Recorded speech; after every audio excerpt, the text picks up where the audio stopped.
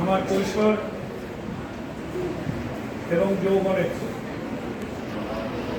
সবচেয়ে উজ্জ্বল যে স্মৃতি, সেই স্মৃতিময় সরকারি ওয়াজেদ মেমোরিয়াল হাই স্কুলের ছাত্র শিক্ষক মিলনায়তনে আজকের এই সভার শ্রদ্ধাভাজন প্রধান শিক্ষক,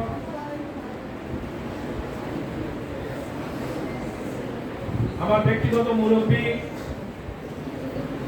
এই ইউনিয়নের সাবেক চেয়ারম্যান জনাব শিকদার জামাল উদ্দিন, সহযাত্রী অ্যাডভোকেট আব্দুল আদম গুপ্তা, অ্যাডভোকেট সমর কুণ্ডু, উপস্থিত মোল্লাহাট উপজেলা উদয়পুরা এলাকার আমার সহযাত্রী, রাজনৈতিক সহকর্মীবৃন্দ, আমার সন্তান তুল্য প্রিয় ছাত্র ছাত্রী বৃন্দ এবং সম্মানিত শিক্ষক বৃন্দ, আসসালামু আলাইকুম। আমার জীবনে আমি কত হাজার বক্তৃতা করেছি আমার মনে পড়ে না, হিসাব দিতে পারবো। প্রতি সপ্তাহে হয়তো একবার টেলিভিশনে যাই কথা বলতে, কখনো কখনো সপ্তাহে 2-3 দিন টক শো করতে যেতে হয়। রাজনৈতিক দলের কর্মী হিসাবে কিছুদিন আগে ক্ষমতায় থাকা আওয়ামী লীগের নেতারা আসেন আমাদের প্রতিদ্বন্দ্বী হয়ে। তাদের সাথে যখন কথা বলি মনের মধ্যে ভয় কাজ করে, কথা বলে বেরোনোর পরেও হয়তো আটক করবে, তারপরেও অনেক সাহস নিয়ে তারা ধমক দিলেও পাল্টা ধমক দিয়ে আমি কথা বলছি, আমি ভয় পাইনি। কিন্তু আজকে তোমাদের সামনে কথা বলতে দাঁড়িয়ে বিশ্বাস করো আমার বুকের মধ্যে থরথর করে কেঁপে উঠেছে, কারণ এই ছেলেদের বুকের রক্ত এই বাংলাদেশকে আবার স্বাধীন করছে। তাদের সামনে দাঁড়িয়ে কথা বলো। ছাত্রছাত্রী, তোমাদেরকে প্রকৃতপক্ষে আমি কিছু কথা বলার জন্য এসেছি।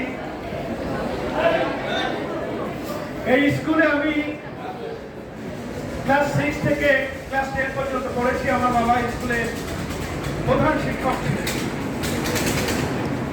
এই স্কুলের প্রধান শিক্ষক আমরা যার কাছে পড়েছি মরহুম আবুল খায়ের সাহেব।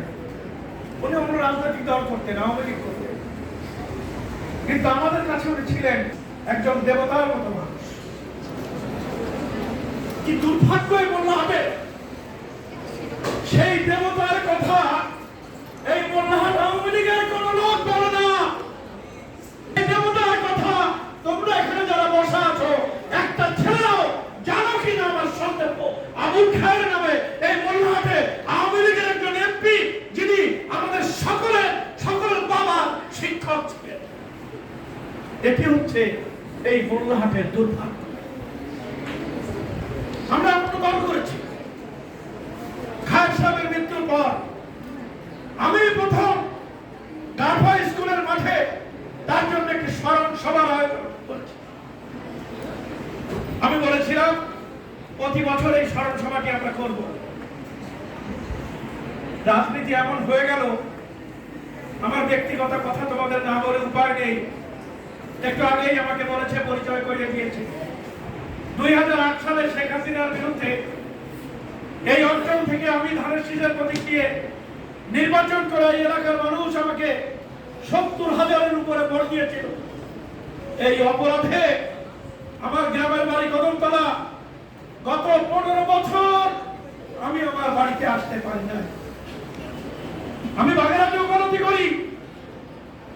আমি 9 বার ওই বারের উকিল, বারের প্রেসিডেন্ট সেক্রেটারি নির্বাচিত হয়েছি। আমার গোটা জীবনে কোথাও কোনো ধরনের অপরাধ করেছি এর কোনো প্রমাণ নাই। আমি গত 15 বছর আমার বাগেরহাটের বাড়িতে আমি প্রকাশ্যে কোনোদিন আসতে পারি না। আমার বাবা মায়ের লাশ দাফন হয়েছে আমার গ্রামে, আমার দাদা সেখানে শুয়ে আছে। আমি তার কবর জিয়ারত করতে আসবো, আমাকে সুযোগ দেওয়া হয় না। আমি মোল্লাহাটে পাড়া দেওয়ার আগে আমার বাড়িতে পুলিশ দিয়ে বসে থাকি। কি অপরাধ আমি আজ পর্যন্ত জানি না। এই যে অবস্থা, এই অবস্থা চলতে থাকুক, এটা কি তোমরা কেউ চাও? কেউ চাও? কেউ চাও? এই অবস্থা চলতে দেওয়া যায় না। আর যায় না বলেই তোমাদের মতো, বিশ্বাস করো, ঢাকায় আমি তোমাদের মতো কমপক্ষে 10টা মিছিলে গিয়েছি। বাচ্চা ছেলেমেয়েরা, একদম বাচ্চা, 4, 5, 6 এ পড়ে মেয়েরা, ছেলেরা, তারা স্লোগান দিচ্ছে এই সরকারের স্বৈরাচারের বিরুদ্ধে। তাদের কত বেশি আগুনের জ্বালা এই সরকারের বিরুদ্ধে তাদের মনের মধ্যে তৈরি হয়েছে, এটা কি তোমরা বুঝতে পেরেছো? সেই ছেলে মেয়েদের সামনে দাঁড়িয়ে আমি কথা বলতে গেলে আমার ভয় করে, কারণ এরা একটি রাইফেল, এরা একটি বন্দুক, এরা একটি কামান, এরা উড়োজাহাজ থেকে গুলি করা সবকিছুর বিরুদ্ধে দুটো হাত প্রসারিত করে দাঁড়িয়ে টান টান করে বলেছে, এই হাসিনা, কত গুলি আছে, গুলি কর, তোকে ক্ষমতা থেকে না নামিয়ে আমরা ছেলেমেয়েরা ঘরে ফিরে যাব।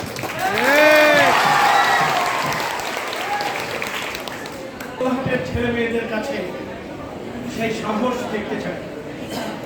আমাদের এই এলাকায় তোমাদের মুখে, তোমাদের চোখে এমন ভাবে বিভিন্ন প্লাস্টিকের কাগজ দিয়ে আটকে দেওয়া হয়েছে, আমাদের অভিভাবকরাও কথা বলে না, তোমরাও কথা বলতে শেখো না। এর ফলে সারা দেশে আন্দোলন হলে মোল্লাহাট এই আন্দোলনে অংশগ্রহণই করতে পারে না। তাদের টেনে ধরা হয়েছে, তাদের ঘরের মধ্যে অনেক ছেলে মেয়ে, তারা চেয়েছে বেরোবে, কিন্তু অভিভাবকরা হয়তো তাদেরকে বের হতে দেয় নাই, হয় ভয়ে, না হয় লজ্জায়, না হলে এই এলাকার একটা বাজে চরিত্র। আমি বিশ্বাস করি আমাদের এলাকায় বাংলাদেশের সর্বাপেক্ষা যোগ্যতম ছেলে মেয়েদের জন্ম অতীতে হয়েছে, ভবিষ্যতেও হবে। এই স্কুল থেকে পাশ করা ছেলে মেয়েরা বাংলাদেশে বিভিন্ন জায়গায় বিভিন্ন প্রতিষ্ঠানে নেতৃত্ব দিয়েছে, মাথা উঁচু করে দিয়েছে। কিন্তু কি দুর্ভাগ্য জানো, আমাদের এই অঞ্চলের মানুষ বাইরের থেকে কেউ আসলে তারা সব ভোট কাছায় দিয়ে আসে, আমাদের যত যোগ্য তাদেরকে ভোট দিতে চায় না, দেয়ও না। এই দুর্ভাগা জাতির বিরুদ্ধে, এই দুর্ভাগা এলাকার বিরুদ্ধে তোমরা কমলমতি ছাত্র, তাদেরকে প্রতিজ্ঞা নিতে হবে, যেমন স্বৈরাচার তাড়িয়েছ তেমনি বাইরের মানুষ তোমাদের নেতৃত্ব দেবে না, তোমরা তোমাদের নেতৃত্ব দেবে।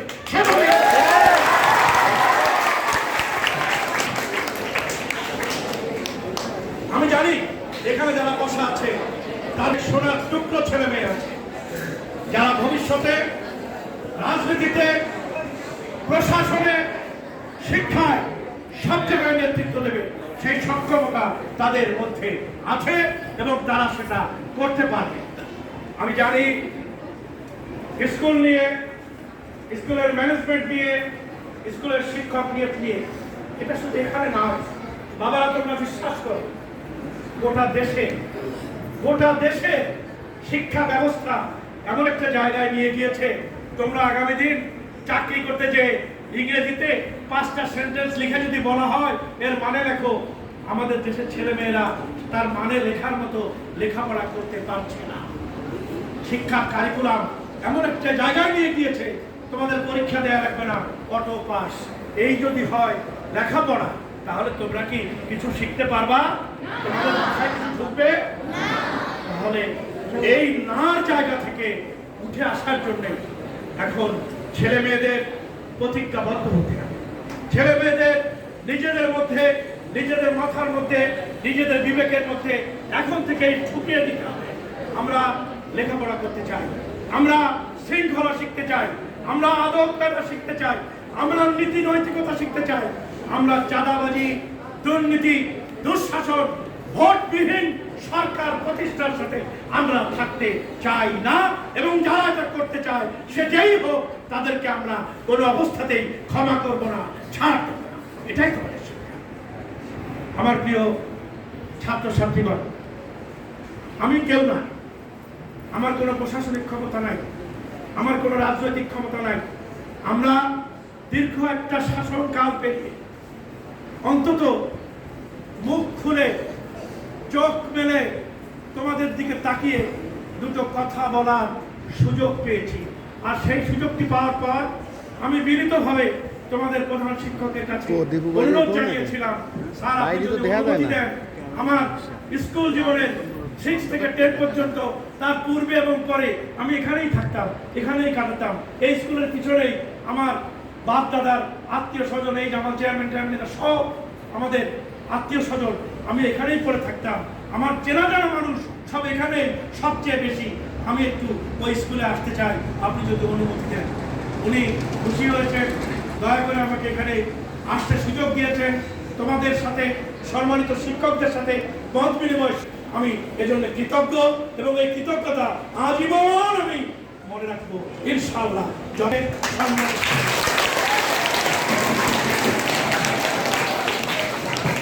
আমি একটা আবেদন শুধু রেখে আমার কথা শেষ করতে চাই।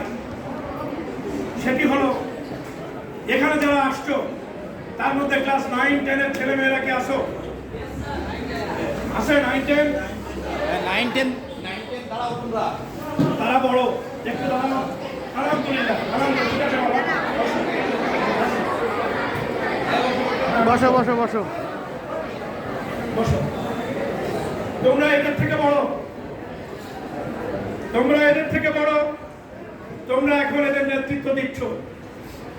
তোমাদের দায়িত্ব এই স্কুলটিকে এমন একটা পর্যায়ে তোমাদের নিয়ে যেতে হবে, এই স্কুলের রেজাল্ট, এই স্কুলের ছাত্রছাত্রী, চলমান অন্তর্বর্তী সরকার যাদের প্রধান সারা বিশ্বের কাছে পরিচিত, কত বড় গর্ব আমাদের দেশের রাষ্ট্র পরিচালনার দায়িত্ব যিনি পেয়েছেন। গোটা পৃথিবীর সমস্ত রাষ্ট্রনায়করা যখন তিনি যান, তার কোনো রাষ্ট্রীয় পদ নাই, তিনি শুধু ডক্টর মোহাম্মদ ইউনূস, নোবেল বিজয়ী ডক্টর মোহাম্মদ ইউনূস, তিনি হেঁটে যান, সারা পৃথিবীর রাজা বাদশারা দাঁড়িয়ে তাকে সালাম দেয়, তাকে সম্মান জানায়। আমরা কত বড় হতভাগা দেশের মানুষ। সেই মহান মানুষটাকে আমাদের এই দেশের একজন শাসক তিনি বললেন ওকে পদ্মা নদীর মধ্যে 2 বার। কত বড় লজ্জা, কত বড় ঘৃণার দেশ তোমাদের। এই ঘৃণার জায়গা থেকে এই জাতিকে সরিয়ে নিয়ে আসা তোমাদের দায়িত্ব। যার যোগ্যতা যে পর্যন্ত আছে তাকে যোগ্য সম্মান দেওয়া, এটা শেখা তোমাদের দায়িত্ব। এই স্কুলের ফলাফল যেটা হবে শুধু বাগেরহাট জেলায় নয়, যশোর বোর্ডে আলোচনা হবে। মোল্লাহাট সরকারি ওয়াজেদ মেমোরিয়াল হাই স্কুলের ফলাফল সর্বোচ্চ জায়গায় পৌঁছে গিয়েছে এবং তারা সবচেয়ে ভালো রেজাল্ট করেছে। এটা তোমাদের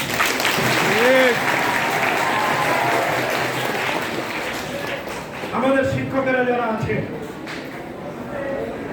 এখানে বিভিন্ন কারণে গোটা শিক্ষকদের মধ্যে স্থানীয় পর্যায়ে এই স্কুলের প্রতিষ্ঠার সাথে যে সকল পরিবারের জন্ম, যারা স্কুলের সঙ্গে সার্বক্ষণিক জড়িত, যারা স্কুলের কল্যাণে কাজ করেন।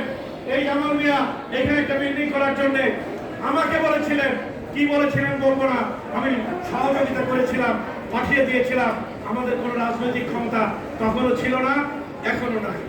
কারণ কি জানো, আমাদের এখানে যারা দাঁড়ায় তারা সব এমপিতে যে দাঁড়ায় সে হারে যায়, হয় বড়গঞ্জের লোক নয় টুঙ্গিপাড়ার লোক, এই এলাকার এমপি হয়। যারা এমপি হয় তাদের কাছে তোমরা তো বাড়ির কথা, তোমাদের মুরব্বীরাও যায় ওই বারান্দার পাশ দিয়ে ঘুরে আসে, দেখা করতে পারে না 96% জন। দেখবা এটা বাস্তব, এটা সত্যি। ফলে এই এলাকার কি উন্নয়ন হয়েছে আমি জানি না, কতটুকু উন্নয়ন হয়েছে আমি জানি না, তবে স্কুলটা সরকারি হয়েছে। এই জন্য যারা সংশ্লিষ্ট, সরকারেরও যারা সংশ্লিষ্ট, ওই দলের যারা সংশ্লিষ্ট, তাদেরকে অবশ্যই আমি ধন্যবাদ এবং কৃতজ্ঞতা জানাই যে মোল্লাহাট স্কুলটাকে তারা সরকারি করে দিয়েছে। এখন আমাদের কাজ হলো এই সরকারি স্কুলটা শিক্ষা ব্যবস্থাকে শিক্ষকদের আন্তরিকতা দিয়ে যারা কোনভাবে নিয়োগ পেয়েছেন সেটা আমার দেখার বিষয় না। তারা কি পাঠ্যক্রমে আছেন এটা আমার দেখার বিষয়, আমাদের দেখার বিষয়। সরকারি চাকরি করেন, আমার মনে হয় স্কুল সরকারি, ফলে তাদের চাকরিও ট্রান্সফারেবল, হয়তো বদলি হবে, অন্য কিছু হবে, এটা প্রশাসনিক ব্যাপার, এর সাথে আমাদের কোনো সম্পর্ক নাই। যতক্ষণ আপনারা আছেন, আমি বিনীতভাবে আপনাদের কাছে দাবি করি, অনুরোধ জানাই, একটি রাজনৈতিক স্রোতের মধ্যে আপনারা তৈরি হয়েছে। আপনাদের রাজনৈতিক ধ্যান জ্ঞান, আপনাদের রাজনৈতিক আদর্শ ভিন্ন থাকতেই পারে, কিন্তু বাংলাদেশের একজন শিক্ষক হিসাবে, একজন সচেতন মানুষ হিসাবে, একজন শিক্ষিত মানুষ হিসাবে আপনি নিজে এবং আপনার সন্তানদের এটুকু বোঝানো উচিত, গত 15টি বছর এই দেশের উপর যা চলেছে তা একটি স্বাধীন দেশের উপযোগী শাসক শ্রেণী এই দেশ পরিচালনা করে নাই। আপনাদের বোঝানো উচিত, এই দেশটা যারা শাসন করেছে, জনগণের ভোটাধিকার, যে অধিকার যুদ্ধ করে আমরা আদায় করেছিলাম, সেই অধিকার ছিনিয়ে নিয়ে যারা ঘোষণা দিয়ে এমপি, মন্ত্রী, উপজেলা চেয়ারম্যান বানিয়ে দিয়েছে, এরা আর যাই হোক, এরা কোনো ভালো কাজ করে না। আমার ভোট আমি দিতে পারবো না, এটা কি কোনো ভালো কাজ? আমার পকেটের টাকা আমি বাড়ি করে দোকানে দিয়ে কোনো জিনিস কিনতে পারবো না, আর একজন এসে টাকাটা বের করে নিয়ে তার টাকা বলে ওই দোকানতে মালামাল কিনে নিয়ে চলে যাবে, এটা কি কোনো ভালো কাজ? যদি ভালো কাজ না হয়, আপনাদের মধ্যে একটু ঢুকান। যে দলের নেতা তার অসংখ্য কর্মীকে পরিত্যাগ করে, যে দলের নেতা তার ছেলে মেয়েদের বুকে পুলিশ দিয়ে গুলি চালিয়ে, যে দলের নেতা তার ছেলে মেয়েদের, তার বাপ মাদের নির্বিবাদে গ্রেপ্তার করে দিনের পর দিন জেল খাটিয়ে দেশ থেকে পালিয়ে যায়, সেই ধরনের নেতা কোনোদিন দেশে ফেরত আসে না। আর সেই জাতীয় নেতাদের কোন রাজনৈতিক দল যত ক্ষমতা দেখায়, কোনোদিন বাংলাদেশের রাজনীতিতে জনপ্রিয় হতে দেবে না।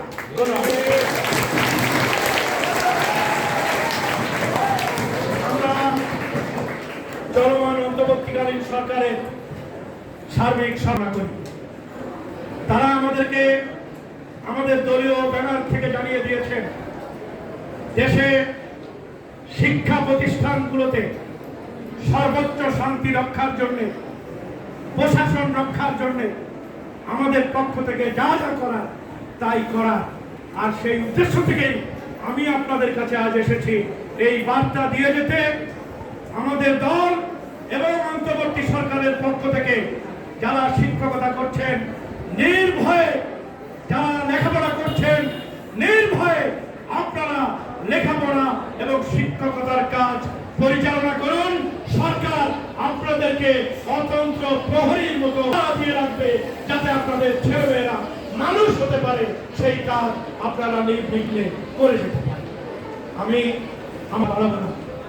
আমি তোমাদের সকলের কাছে দোয়া চাই, আমি তোমাদের জন্য দোয়া করি, আগামীতে যেন আমরা এমন একটা বাংলাদেশ গড়ে তুলতে পারি যে বাংলাদেশে বৈষম্য থাকবে না, এমন একটা বাংলাদেশ গড়ে তুলতে পারি যে বাংলাদেশে আমার ভোট আমি দিয়ে আমার পছন্দ মতো প্রতিনিধি নির্বাচন করতে পারবো, এমন একটা বাংলাদেশ গড়ে তুলি যে বাংলাদেশে লেখাপড়া শিখে মেধার ভিত্তিতে আমি চাকরিতে যোগদান করতে পারবো, আমার চাকরির জন্য ঘুষ আর তদবির দরকার হবে না, এমন একটা বাংলাদেশ গড়ে তুলতে পারি যাতে আমরা পরস্পরের সাথে মিলে মিশে হিন্দু, মুসলমান, বৌদ্ধ, খ্রিস্টান এই অসাম্প্রদায়িক বাংলাদেশে সাম্প্রদায়িক চমৎকার সেতু বন্ধন রচনা করে পরস্পরকে ভালোবেসে একটা স্বাধীন বাংলাদেশ গোটা পৃথিবীতে মাথা উঁচু করে দাঁড় করিয়ে ডক্টর ইউনূসের মতো শত শত ডক্টর ইউনূস এই মোল্লাহাট থেকে সৃষ্টি করতে পারি, এটাই তোমাদের কাছে আমি কামনা করে।